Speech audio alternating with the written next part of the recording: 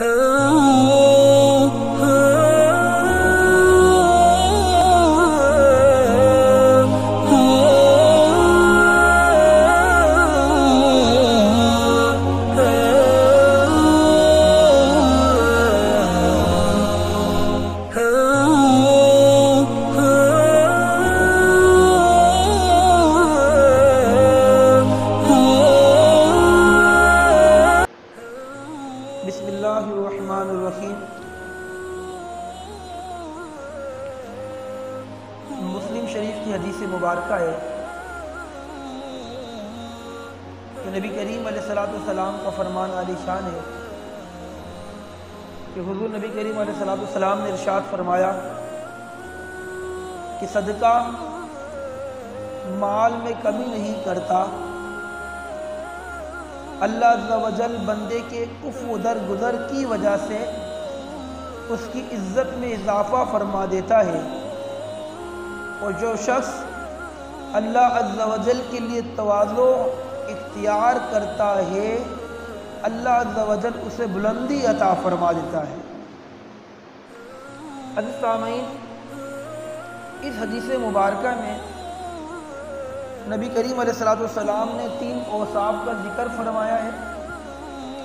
और जो शख्स इन औसाफ से मुत्तसिफ होता है तो हुज़ूर नबी करीम अलैहिस्सलाम ने उसकी खूबी और इन औसाफ की अज़मत को जिक्र फरमाया है।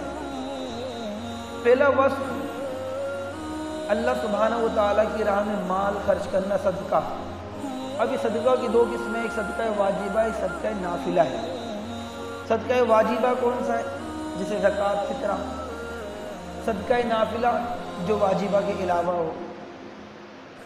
अब कोई सा भी सदका हो, चाहे सदका वाजिबा हो या सदका नाफिला हो, हुज़ूर नबी करीम अलैहिस्सलाम ने फरमाया सदका माल में कमी नहीं करता।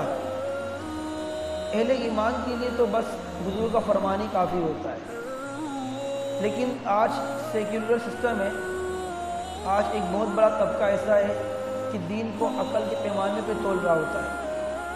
लेकिन याद रखिए मेरे दोस्तों, दीन अकल का नाम नहीं है, दीन कुरान हदीस का नाम है। हमारी अकल में वो बात आए या ना आए, मेरे आका ने फरमा दिया बस उसी वो हक है और वो सच है। अब हुज़ूर ने फरमाया सदका माल में कमी नहीं करता।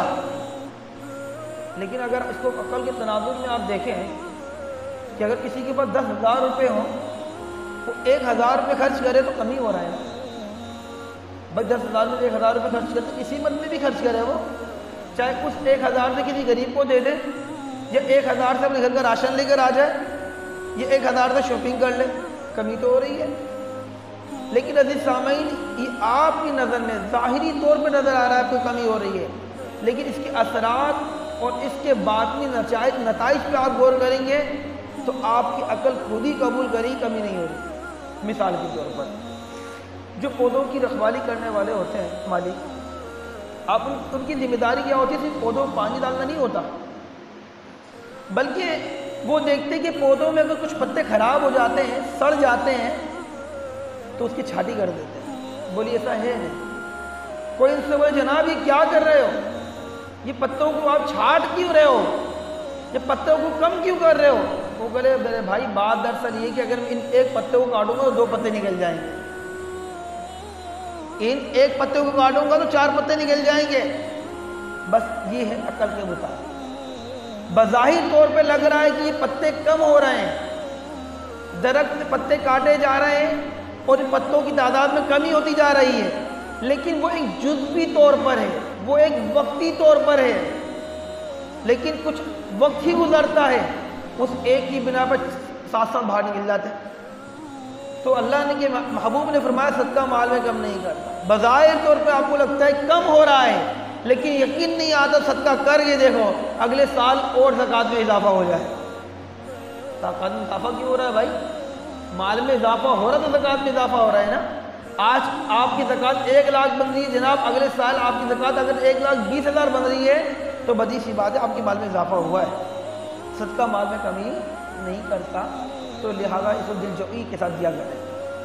دوسری بات حضور نے فرمایا عفو در گزر، یہ کیا چیز ہے؟ عفو در گزر یعنی عف معاف کرنا، در گزر نظر انداز کر دینا۔